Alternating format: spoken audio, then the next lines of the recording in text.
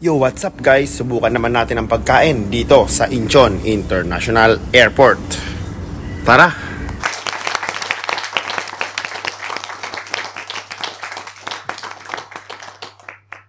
So guys, ito yung pinamimilian ko kung alin ang kakainin ko rito. At ang nagwagi ay po. Try natin ang po. So guys, baka medyo maligaw kayo, nasa second floor pala yung po. So ayun. Let's go.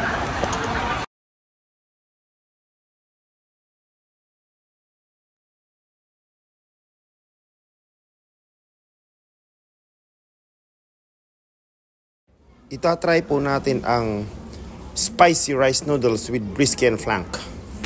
This one or this one? The spicy rice noodles, brisket and flank. Yeah. Tignan nyo guys, ang bayad 15,000.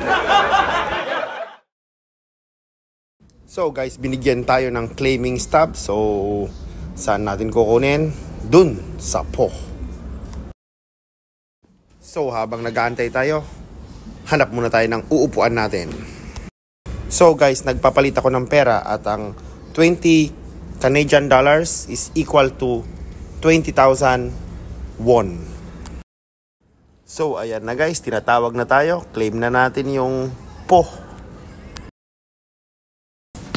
So guys, eto na siya. So kung titignan natin, parang maraming sabaw.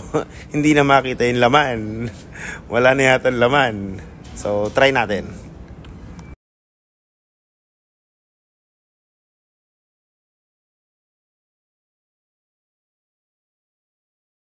So, subukan po nating ilagay lahat ng mga nasa side niya. Ito, yung toge, bean sprout,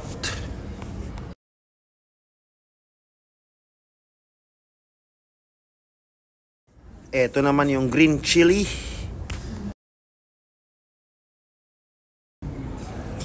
at lemon. Ito naman guys yung pickled radish or labanos. So guys, ito ang itsura niya pag nailagay na lahat. Oh, ayan na siya. Hindi pa rin makita yung karne. Guys, kung i-compare natin siya sa po sa Canada, sa price halos parehas lang. Pero pagdating sa rations, mas maraming di hamak yung sa Canada. Meron pala akong sandwich na hindi nakain kanina sa eroplano.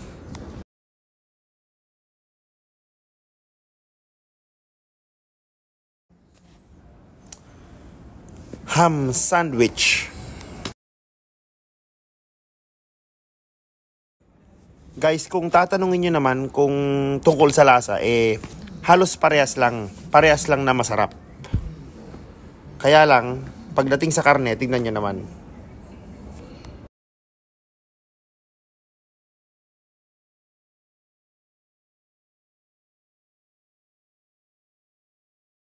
Ayan, spicy kasi guys, tapos nilagyan ko pa ng sili, kaya pinagpawisan ako. At ayan, ubos na.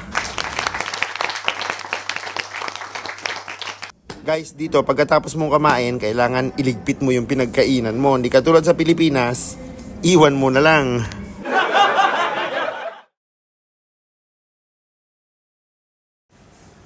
So, pinagpawisan ako dun Pagkatapos kumain, ang hahanapin naman alam na kung ano. CR.